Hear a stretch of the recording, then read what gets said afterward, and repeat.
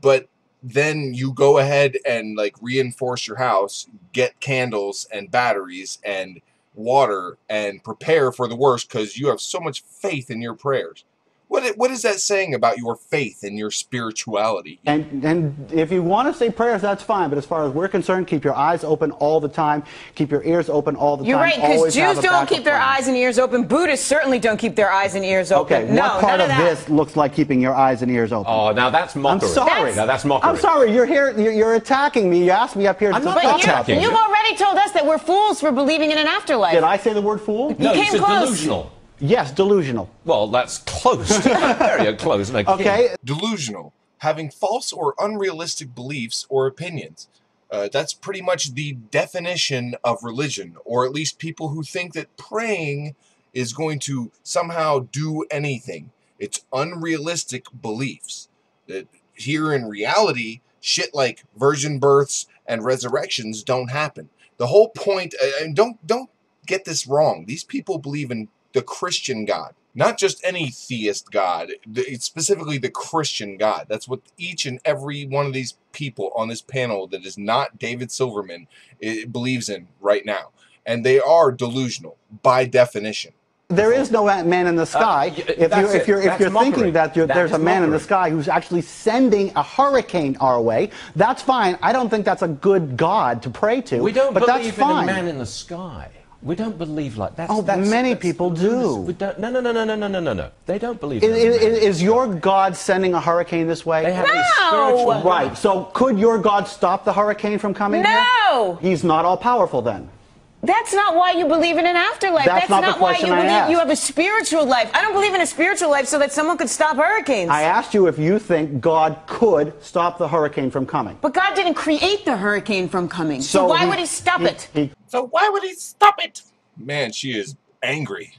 She is trying to defend her irrational fucking belief, and she is getting angry because she realizes how dumb she sounds. I hope she understands how retarded she sounds. But she's kind of right. Why would God stop it? He allowed it at the very least, and so he's going to allow it to injure people, destroy their homes, test their faith, I guess they would call it. And if he kills people, well, hopefully they were, righteous, and they will go to heaven. I mean, Earth is just a test anyway, right? I mean, you're sitting there spiritually praying and hoping that God will do everything for you. Of course, if you pray that he stops the hurricane, he won't. Maybe you'll pray that the hurricane doesn't hit your house, and your house is okay. Great. Now, I'm sure that nobody that had their house destroyed prayed either. None of them did. You see, they must have been all atheists or lazy religious people that just didn't pray enough and let their house get destroyed. Or was there no stopping that and their prayer just had no fucking point? This bitch is contradicting herself, but not saying enough words to actually do it on air. I'll just say what she means so that everyone can understand.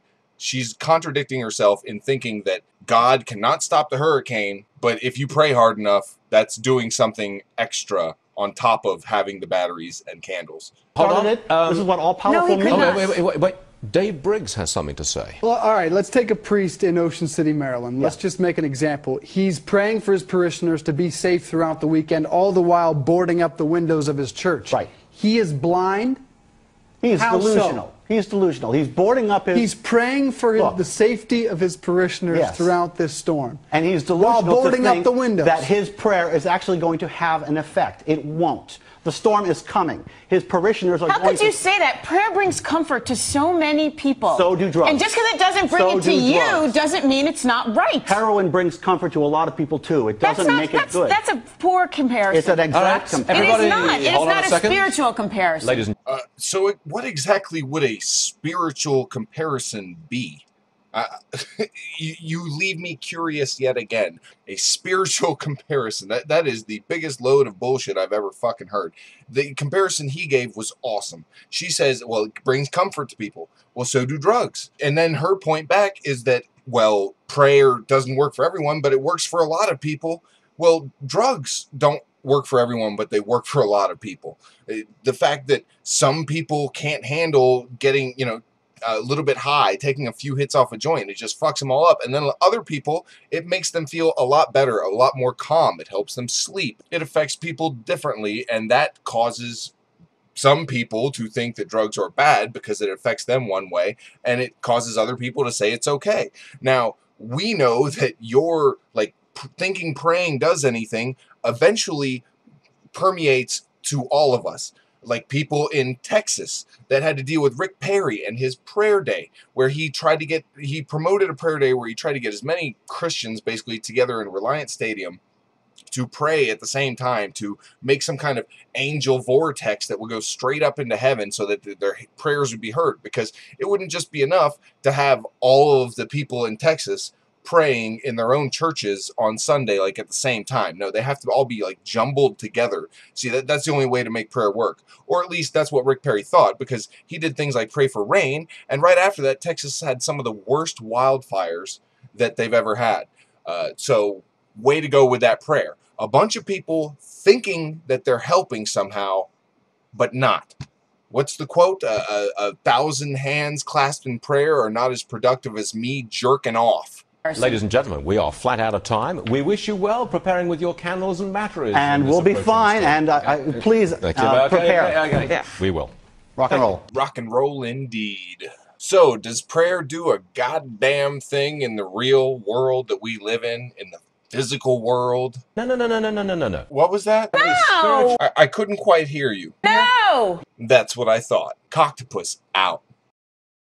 On a side note, I've got a few pieces of art that I'm putting up for sale. I will just put them up on eBay. Starting bid on each one will be $20, and we'll see where it goes.